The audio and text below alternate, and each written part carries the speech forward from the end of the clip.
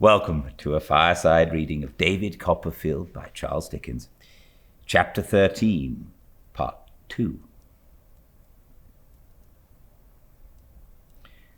My shoes were by this time in a woeful condition.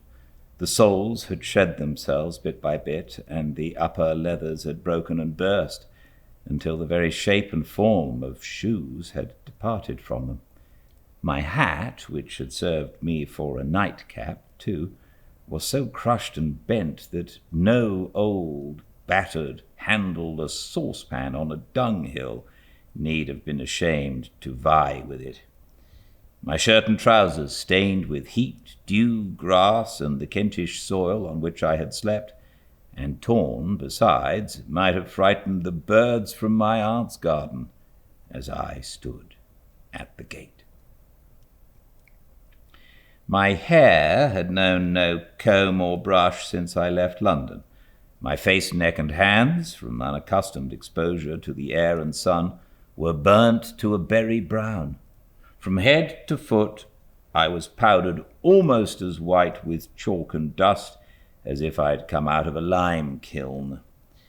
In this plight, and with a strong consciousness of it, I waited to introduce myself to and make my first impression on my formidable aunt. The unbroken stillness of the parlour window leading me to infer, after a while, that she was not there, I lifted up my eyes to the window above it, where I saw a florid, pleasant-looking gentleman with a grey head, who shut up one eye in a grotesque manner, nodded his head at me several times, shook it at me as often, laughed, and went away. I had been discomposed enough before, but I was so much the more discomposed by this unexpected behaviour that I was on the point of slinking off to think how I had best proceed, when there came out of the house a lady, with her handkerchief tied over her cap and a pair of gardening gloves on her hands, wearing a gardening pocket like a tollman's apron, and carrying a great knife. I knew her immediately to be Miss Betsy, for she came stalking out of the house exactly as my poor mother had so often described her, stalking up our garden at Blunderston Rookery. "Go away," said Miss Betsy, shaking her head and making a distant chop in the air with her knife. "Go along! No boys here!" I watched her with my heart at my lips as she marched to a corner of her garden and stooped to dig up some little root there. Then, without a scrap of courage, but with a great deal of desperation, I went softly in and stood beside her, touching her with my finger.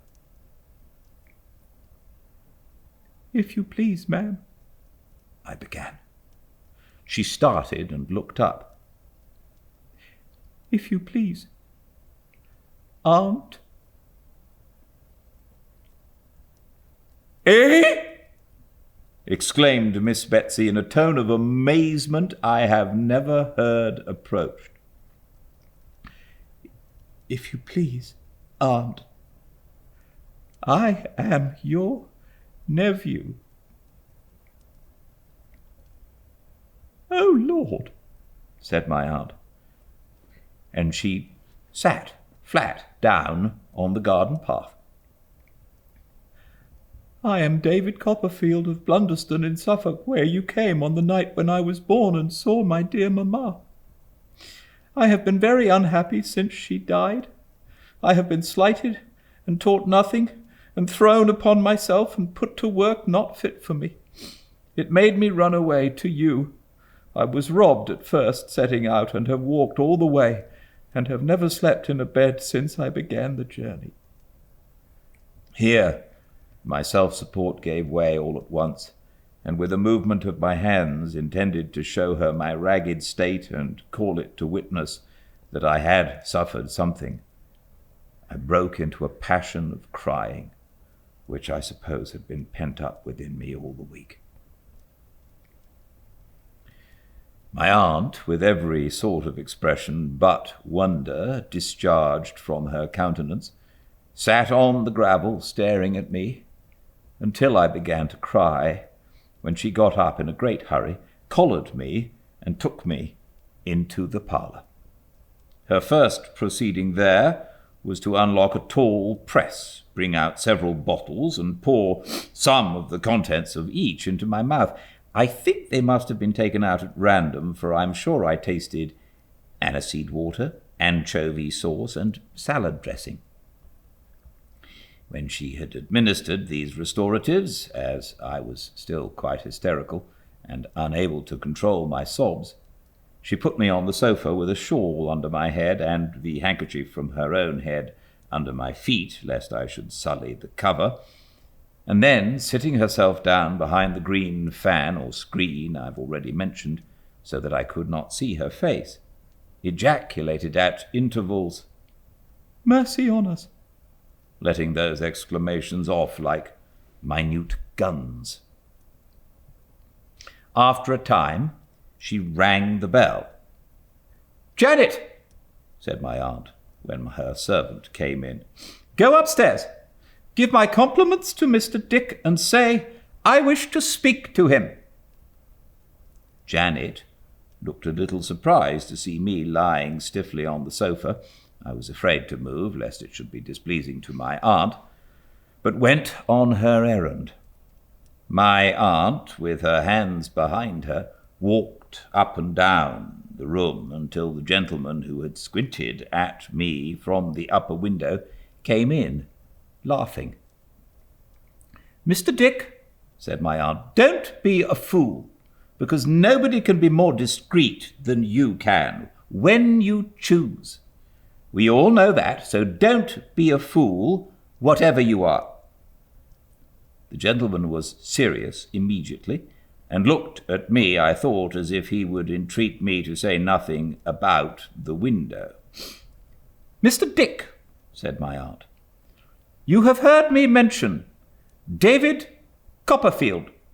Now don't pretend not to have a memory, because I know you better." "David Copperfield," said Mr. Dick, who did not appear to me to remember much about it. "David Copperfield. Oh, yes, to be sure. David. Certainly." "Well," said my aunt, "this is his boy, his son. He would be as like his father as it's possible to be, if he was not so like his mother, too." "His son," said Mr. Dick. "David's son, indeed." "Yes," pursued my aunt, "and he has done a pretty piece of business. He has run away. His sister, Betsy Trotwood, never would have run away." My aunt shook her head firmly, confident in the character and behaviour of the girl who was never born. "Oh, you don't think she would have run away?" said Mr. Dick. "Bless and save the man!" exclaimed my aunt sharply. "How he talks! Don't I know she wouldn't? She would have lived with her godmother, and we should have been devoted to one another. Where in the name of wonder should his sister Betsy Trotwood have run from, or to?" "Nowhere," said Mr. Dick. "Well then," returned my aunt, softened by the reply, "how can you pretend to be wool-gathering, Dick, when you are as sharp as a surgeon's lancet?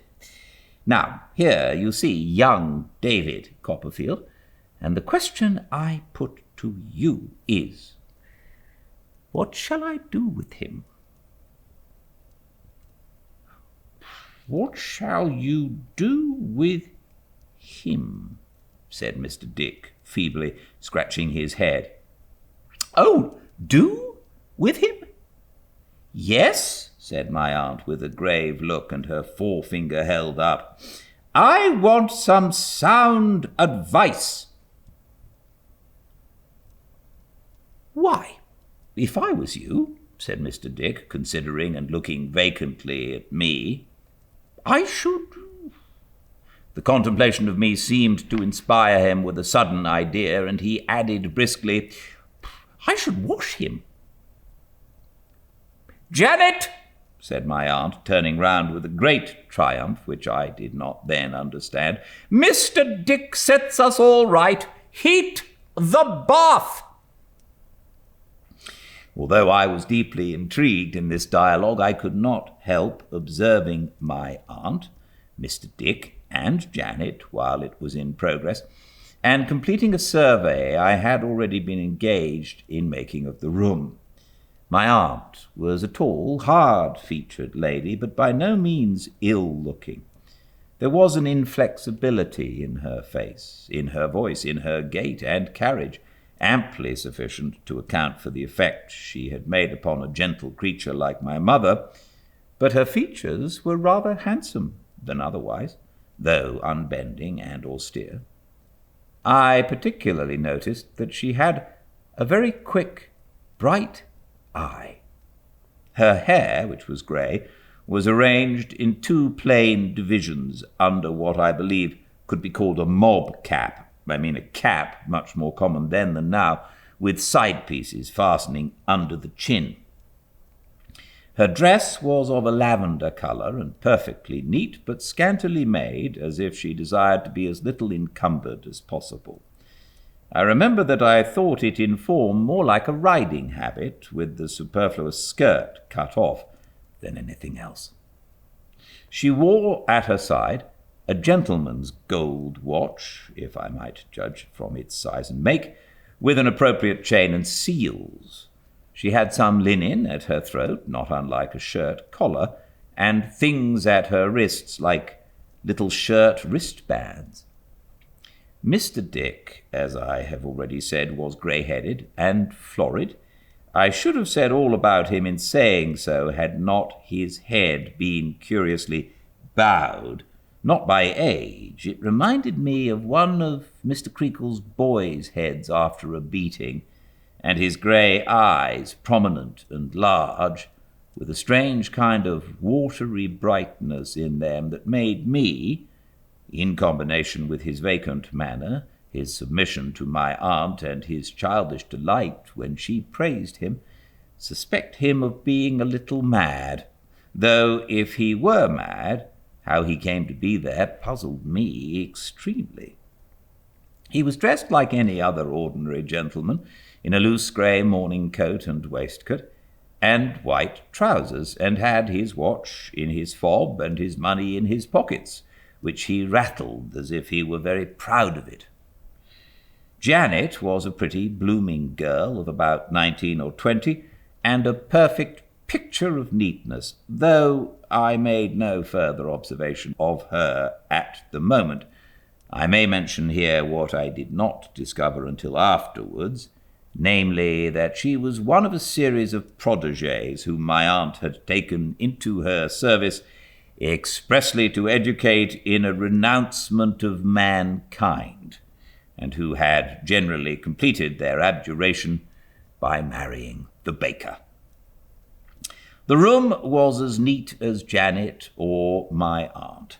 As I lay down my pen, a moment since, to think of it, the air from the sea came blowing in again, mixed with the perfume of the flowers, and I saw the old-fashioned furniture, brightly rubbed and polished, my aunt's inviolable chair and table by the round green fan in the bow window, the drugget-covered carpet, the cat, the kettle-holder, the two canaries, the old china, the punch-bowl full of dried rose leaves, the tall press guarding all sorts of bottles and pots, and wonderfully out of keeping with the rest, my dusty self upon the sofa, taking note of everything. Janet had gone away to get the bath ready when my aunt, to my great alarm, became in one moment rigid with indignation and had hardly voice to cry out, "Janet! Donkeys!" Upon which Janet came running up the stairs as if the house were in flames, darted out on a little piece of green in front, and warned off 2 saddle donkeys, lady-ridden, that had presumed to set hoof upon it, while my aunt rushed out of the house, seized the bridle of a 3rd animal laden with a bestriding child, turned him, led him forth from those sacred precincts, and boxed the ears of the unlucky urchin in attendance who had dared to profane that hallowed ground. To this hour, I don't know whether my aunt had any lawful right of way over that patch of green, but she had settled it in her own mind that she had, and it was all the same to her, the one great outrage of her life, demanding to be constantly avenged, was the passage of a donkey over that immaculate spot. In whatever occupation she was engaged, however interesting to her the conversation in which she was taking part, a donkey turned the current of her ideas in a moment, and she was upon him straight. Jugs of water and watering pots were kept in secret places, ready to be discharged on the offending boys. Sticks were laid in ambush behind the door. Sallies were made at all hours, and incessant war prevailed. Perhaps this was an agreeable excitement to the donkey boys, or perhaps the more sagacious of the donkeys, understanding how the case stood, delighted with constitutional obstinacy in coming that way. I only know that there were 3 alarms before the bath was ready, and that on the occasion of the last and most desperate of all, I saw my aunt engage, single-handed, with a sandy-headed lad of 15, and bump his sandy head against her own gate, before he seemed to comprehend what was the matter. These interruptions were of the more ridiculous to me, because she was giving me broth out of a tablespoon at the time, having firmly persuaded herself that I was actually starving and must receive nourishment at first in very small quantities. And while my mouth was yet open to receive the spoon, she would put it back into the basin, cry, "Janet, donkeys!" and go out to the assault. The bath was a great comfort, for I began to be sensible of acute pains in my limbs from lying out in the fields, and was now so tired and low that I could hardly keep myself awake for 5 minutes together.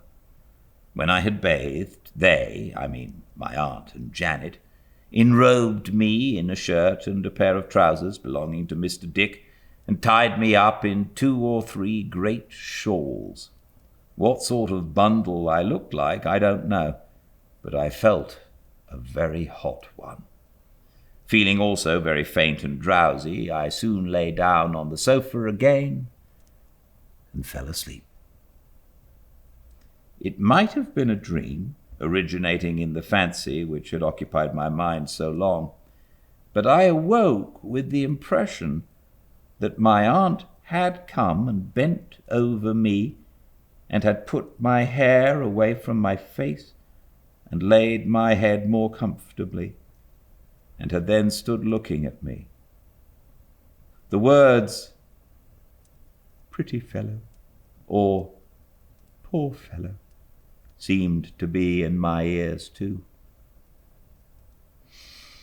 But certainly there was nothing else, when I awoke, to lead me to believe that they had been uttered by my aunt, who sat in the bow window gazing at the sea from behind the green fan, which was mounted on a kind of swivel and turned anyway. We dined soon after I awoke, off a roast fowl and a pudding, I sitting at table not unlike a trussed bird myself, and moving my arms with considerable difficulty. But as my aunt had swathed me up, I made no complaint of being inconvenienced. At this time I was deeply anxious to know what she was going to do with me. But she took her dinner in profound silence, except when she occasionally fixed her eyes on me sitting opposite and said, "Mercy upon us," which did not by any means relieve my anxiety.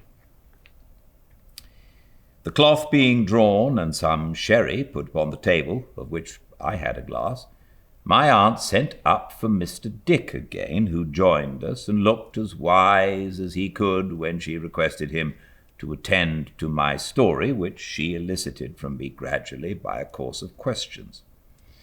During my recital she kept her eyes on Mr. Dick, who I thought would have gone to sleep but for that, and who, whensoever he lapsed into a smile, was checked by a frown from my aunt. "Whatever possessed that poor unfortunate baby, that she must go and be married again?" said my aunt when I had finished. "I can't conceive." "Perhaps she fell in love with her second husband," Mr. Dick suggested. "Fell in love?" repeated my aunt. "What do you mean? What business had she to do it?" "Perhaps," Mr. Dick simpered after thinking a little, "she did it for pleasure." "Pleasure indeed," replied my aunt. "A mighty pleasure for the poor baby to fix her simple faith upon any dog of a fellow, certain to ill-use her in some way or other. What did she propose to herself, I should like to know? She had had one husband. She had seen David Copperfield out of the world, who was always running after wax dolls from his cradle. She had got a baby. Oh, there were a pair of babies when she gave birth to this child sitting here that Friday night. And what more did she want?" Mr. Dick secretly shook his head at me as if he thought there was no getting over this. "She couldn't even have a baby like anybody else," said my aunt. "Where was this child's sister, Betsy Trotwood? Not forthcoming. Don't tell me." Mr. Dick seemed quite frightened. "That little man of a doctor with his head on one side," said my aunt, "Jellips, or whatever his name was, what was he about? All he could do was to say to me, like a robin redbreast as he is, 'It's a boy, a boy!' Yuck! The imbecility of the whole set of them." The heartiness of the ejaculation startled Mr. Dick exceedingly, and me too, if I'm to tell the truth. And then, as if this was not enough, and she had not stood sufficiently in the light of this child's sister, Betsy Trotwood, said my aunt, she marries a second time, goes and marries a murderer, or a man with a name like it, and stands in this child's light. And the natural consequence is, as anybody but a baby might have foreseen, that he prowls and wanders. He's as like Cain before he was grown up as he can be. Mr. Dick looked hard at me as if to identify me in this character. "And then there's that woman with the pagan name," said my aunt, "that Peggotty. She goes and gets married next, because she has not seen enough of the evil attending such things. She goes and gets married next, as the child relates. I only hope," said my aunt, shaking her head, "that her husband is one of those poker husbands who abound in the newspapers and will beat her well with one." I could not bear to hear my old nurse so decried, and made the subject of such a wish. I told my aunt that indeed she was mistaken, that Peggotty was the best, the truest, the most faithful, most devoted, and most self-denying friend and servant in the world, who had ever loved me dearly, who had ever loved my mother dearly, who had held my mother's dying head upon her arm, on whose face my mother had imprinted her last grateful kiss, and my remembrance of them both choking me, I broke down as I was trying to say that her home was my home, and that all she had was mine, and that I would have gone to her for shelter, but for her humble station, which made me fear that I might bring some trouble on her. I broke down, I say, as I was trying to say so, and laid my face in my hands upon the table. "Well, well," said my aunt, "the child is right to stand by those who have stood by him." "Janet! Donkeys!" I thoroughly believe that but for those unfortunate donkeys, we should have come to a good understanding, for my aunt had laid her hand on my shoulder, and the impulse was upon me, thus emboldened, to embrace her and beseech her protection. But the interruption and the disorder she was thrown into by the struggle outside put an end to all softer ideas for the present, and kept my aunt indignantly declaiming to Mr. Dick about her determination to appeal for redress to the laws of her country, and to bring actions for trespass against the whole donkey proprietorship of Dover, until tea time. After tea we sat at the window, on the lookout, as I imagined, for my aunt's sharp expression of face for more invaders, until dusk, when Janet set candles and a backgammon board on the table and pulled down the blinds. "Now, Mr. Dick," said my aunt, with her grave look and her forefinger up as before, "I am going to ask you another question. Look at this child." "David's son," said Mr. Dick, with an attentive, puzzled face. "Exactly so," returned my aunt. "What would you do with him now?"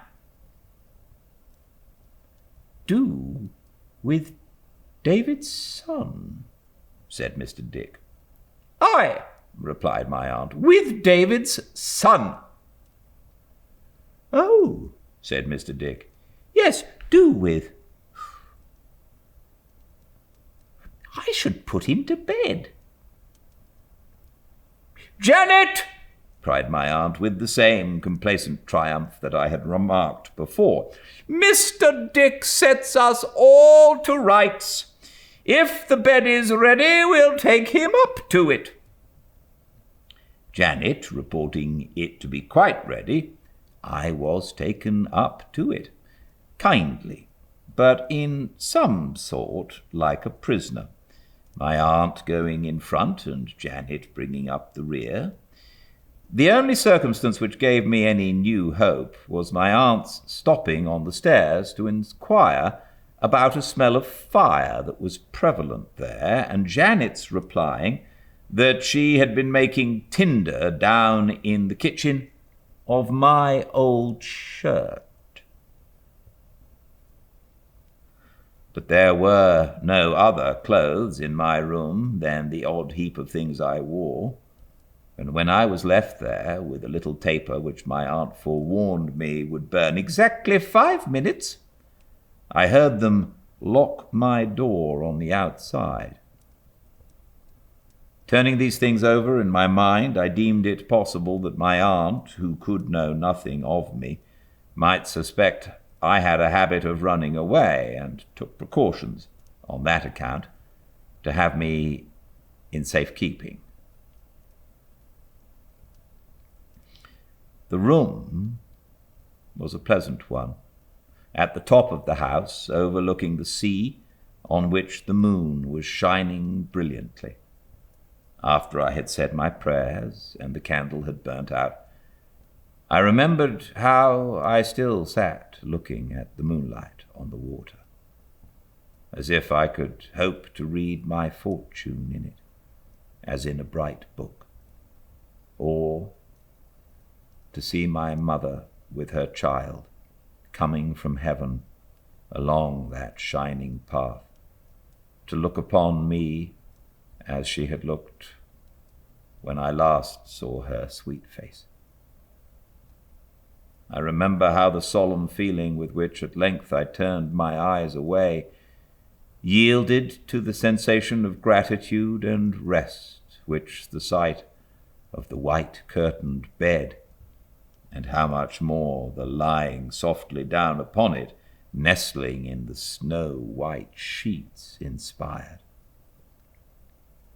I remember how I thought of all the solitary places under the night sky where I had slept, and how I prayed that I never might be houseless any more, and never might forget the houseless.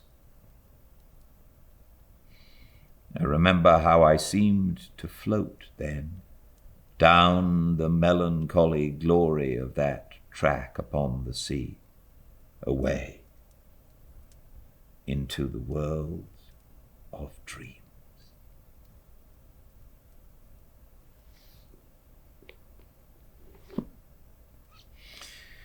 Well, at least he has a safe bed for the night, and let's hope Aunt Betsy gives him a bed for longer than that.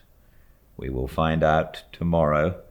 Please join me if you can. I am going to read at 5 Pacific at Fireside Reading on Instagram, and I will read every day at that time, and all the chapters I'll upload to the YouTube channel, Fireside Reading. Until I see you all again, please stay very well. Good night.